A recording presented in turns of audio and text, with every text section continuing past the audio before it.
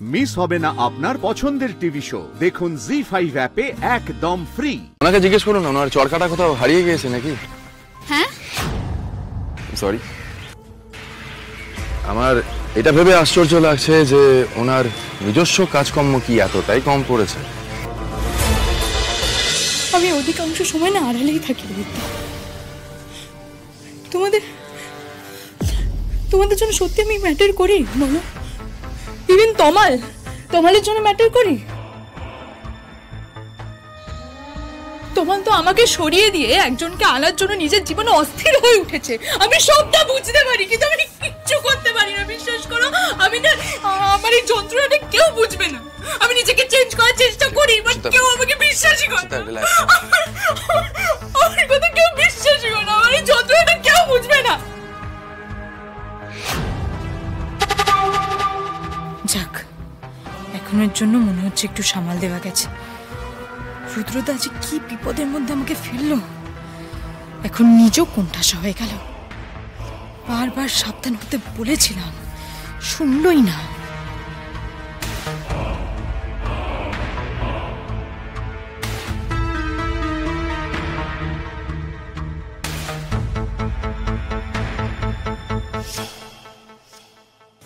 কি হলো, মাথা নিচু করে বসে পড়লি কেন? আরে বাবা তমাল দাদা, তুমি ঈশিতা দিদিকে নিয়ে এত ভেবো না। আমরা যাচাই করে দেখে নেব সত্যি কথা বলছে না মিথ্যে কথা। আর তাছাড়া ও আমাদের অত ক্ষতি করতে পারবেও না। কিন্তু জামাইবাবু পারবে। জামাইবাবু যদি একবার কোনোভাবে বেল পেয়ে যায় তাহলে কিন্তু বেরিয়ে কোনোভাবে আর ধরা দেবে না, কোনোভাবে ধরা দেবে না। আর জামাইবাবুর জামিন যেভাবে হোক আমাদের আটকাতে হবে। সেটাই সব থেকে বড় ভয় আমার।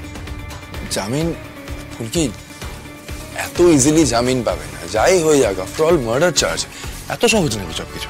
স্যার আপনি ভাবুন না, সাক্ষী কে? সাক্ষী একজন নিরীহ আদিবাসী গ্রামের হারিয়া দাদা। তার কথা ঢোপে টিকবে? তাকে 2-3টে প্রশ্ন করা হবে। সে ভয় পেয়ে কি বলবে কে জানে। ফুলকি, তুমি এই কথাটা ধানুকে বলেছো?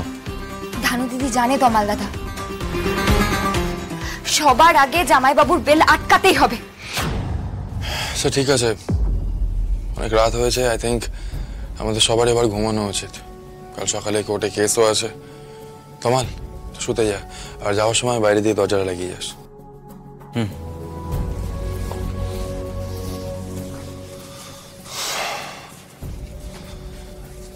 এই যে ম্যাডাম, কি ভাবছেন এত?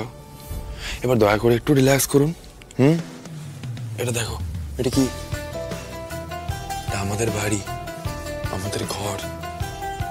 আজ কতদিন পরে আমরা আমাদের ঘরে রয়েছি ফুলকি। প্লিজ আজকের রাতটা আমরা একটু শান্তিতে ঘুমাই। এখন এসব রুদ্র ঈশিতা প্লিজ বাদ দাও। প্লিজ।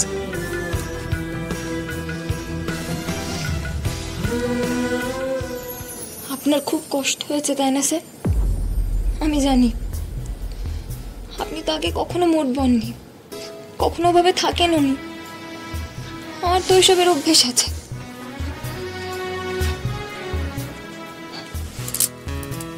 একটা কাজ করুন। কি? আপনি আসুন আমার সাথে। কি এত রাতে এখনো? আসুন না, এখানটায় বসুন তো। বসুন বসুন বসুন। আমি বরং আপনার মাথাটা টিপে দিই, আপনার ভালো লাগবে। দেখি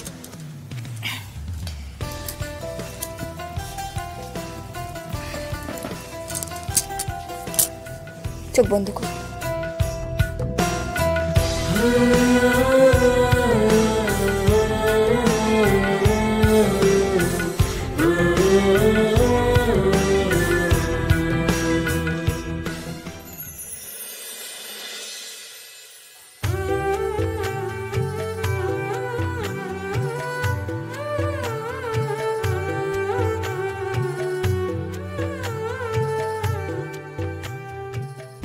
কতদিন পর আজ স্যার শান্তিতে ঘুমোচ্ছে। মা কালী, আমি এই শান্তির ঘুম কিছুতেই নষ্ট হতে দেব না, কিছুতেই না। জামাইবাবু আর পার পাবে না।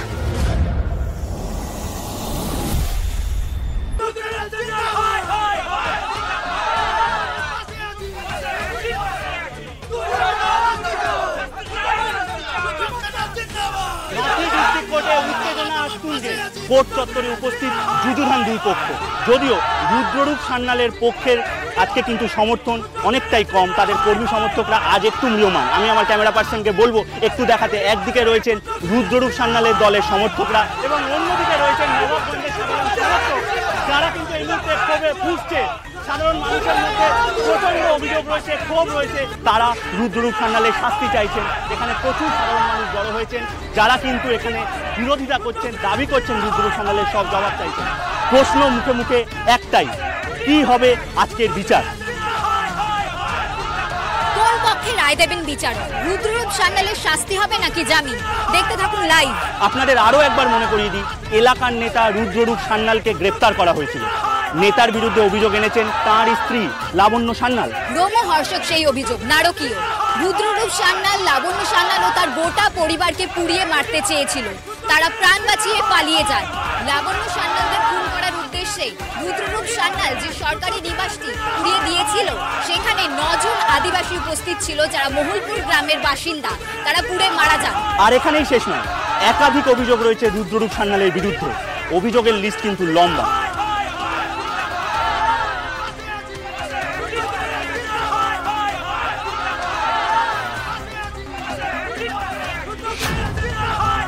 কি ভাবছেন আপনারা?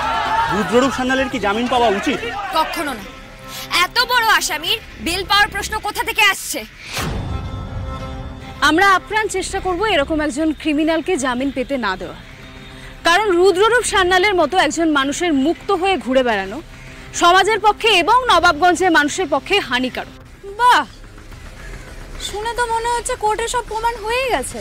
হ্যাঁ, কি গো বৌদি, তোমার কাছেও তো ওই একজনের কিছু বলা কথাই প্রমাণ হিসেবে রয়েছে। তার ভিত্তিতে চলে এসেছো এখানে এই সাংবাদিকদের সামনে হাততালি আর ফুটেজ করানোর জন্য? হ্যাঁ, যা সত্যি আমরা শুধু সেটাই বলেছি।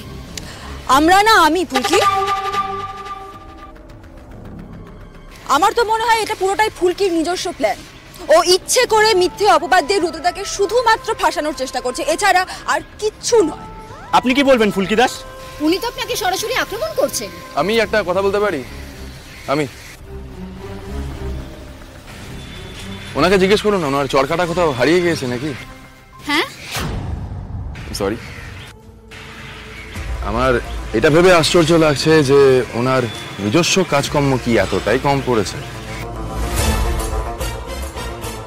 শালিনী মিত্রর মতন একজন পার্সোনালিটি নিজের চরকায় তেল না দিয়ে স্বয়ং ছুটে এসেছেন এত দূর।